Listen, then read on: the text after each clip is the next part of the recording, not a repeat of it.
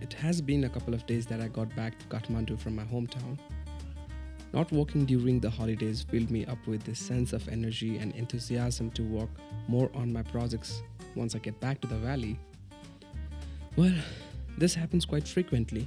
In fact, every single time I take a break from regular table work and go out to travel somewhere or go home during the holidays. But once I come back to the valley and a couple of days later into the table work, that energy level drops. I lose all that drive and work slowly becomes a drag. At this point, work starts piling up really fast.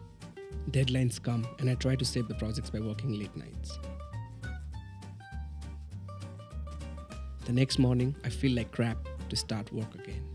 Years come and go by, but we still haven't outrun our old habit of slacking. To top it off, add some loans and debts, being sick, friends going abroad, exes getting married, existential crisis in the scene, and you'll start to feel like the end of the world. But wait for a second, it's not the end of the world, at least not yet. Let's switch to a reverse gear. Stop thinking about extremes. Stop slacking on all kinds of work. Remember that sense of energy that you had while you were away from the work? Try to keep that energy in check. You may be wondering now, how? How do you keep that energy in check? Isn't that supposed to drop in due course of time? The trick here lies in refueling that energy without going away from the work. I have listed down 3 rules that I apply to myself to keep my energy in check. Rule number 1, reward yourself. While following an untraditional path and working in a creative field, the ratio to work and reward is significantly upside down, especially during the initial years. It's hard to focus and stay motivated. Having a work and reward mechanism in place helps to mitigate that. You could buy yourself an ice cream or a pizza if you like. The goal here is to reward yourself with something nice for completing a project and having a positive reinforcement of energy. Rule number 2, work on one project at a time. Working on several projects at a time divides energy and we quickly run out of it. We all are guilty of taking multiple projects at once and ending up with mediocre results most of the time.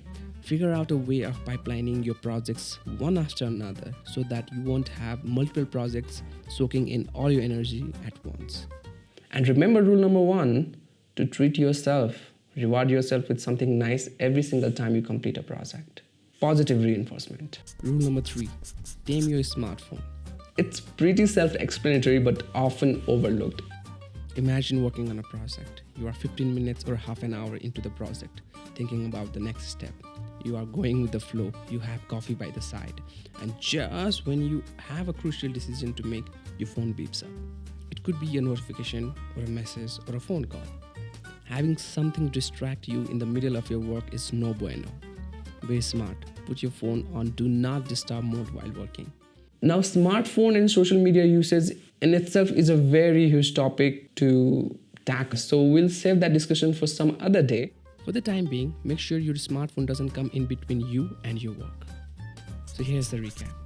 Reward yourself something nice. Work on one project at a time. And tame your smartphone. Now, these 3 rules have personally helped me to get a lot of work done in time without slacking and without going insane. You could tailor these to suit your needs. And I hope this video helps if you are having trouble or slacking on your work. Talking about work, I'm a freelance filmmaker and a traveler based here in Kathmandu, Nepal.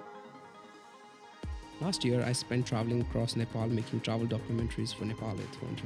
And I got a chance to explore my own country, met a lot of interesting people, met a lot of good friends, learned so much about life, filmmaking and traveling in general. And here on YouTube, I want to share things I've learned so far and things that I learned along my way. How to keep doing that you love while finding a balance in life. What it's like to be working as a freelancer in a creative field here in Kathmandu, Nepal. The mistakes that I've made. How am I surviving a major career switch I made last year? People who inspire me. Travel experiences at times maybe. Things like that. So consider subscribing and sticking around. That helps this channel. And until next time, bye-bye.